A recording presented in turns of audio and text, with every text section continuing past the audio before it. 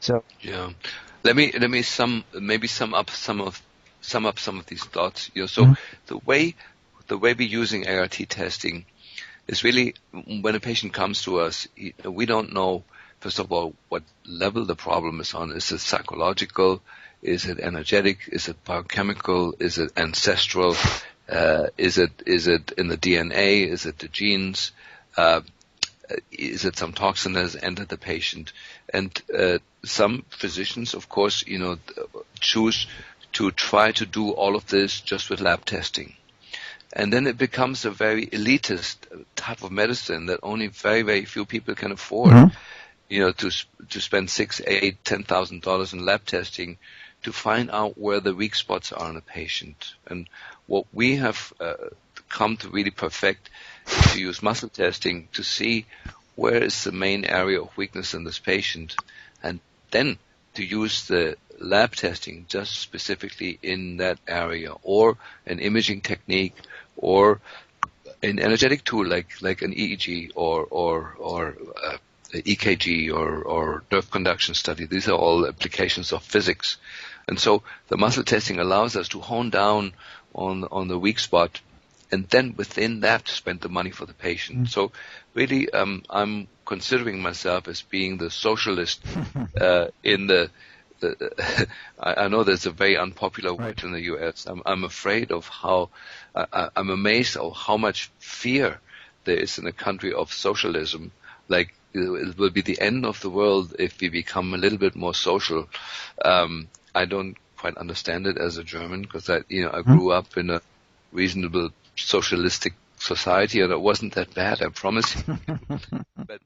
But I do feel like we need to develop a medicine that is available for everybody. Well, and whatever the philosophical model you choose, the stark reality is that this country and most of the countries of the world are going through this stark economic collapse and turmoil that really is going to force all countries to really find the most cost-effective strategies to get people better. We just aren't going to have the resources to do this expensive testing.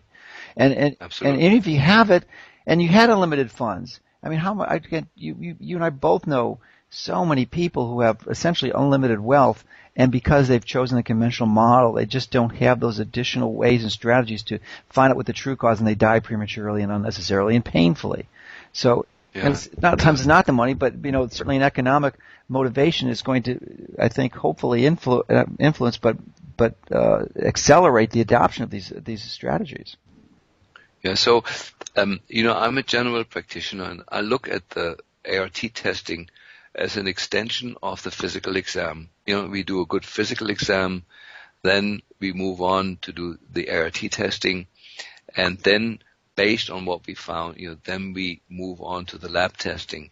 And by the time I get to the lab testing, I may spend, $100 on lab testing versus $6,000 or $8,000 that the friends of mine are using when they come to that stage without the ART testing. And then there's certain things you don't have lab testing for. Like, for example, how are you going to diagnose in a lab that somebody has a problem in the second chakra, or has a blocked stomach meridian, or how are you going to find out in the lab that somebody is exposed heavily to electrosmog in the sleeping location? You can do it, by monitoring melatonin, but that's a very indirect indicator, But we have ways with muscle testing of having direct access to some of these energetic levels, where very often the cause of the illness lies. And so it's not that we just use the muscle testing instead of other tests, but also often it's the only test we have available for certain aspects that are very, very common.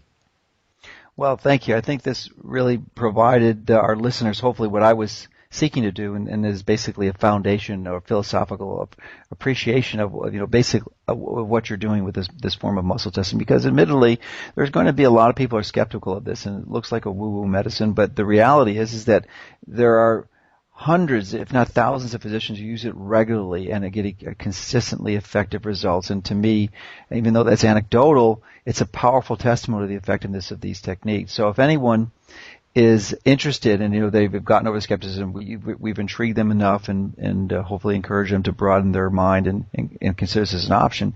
And if they're a clinician, I mean, certainly a patient can learn these too. And maybe you can comment on that because I do know some patients come to your courses. What would you recommend as the next step for them?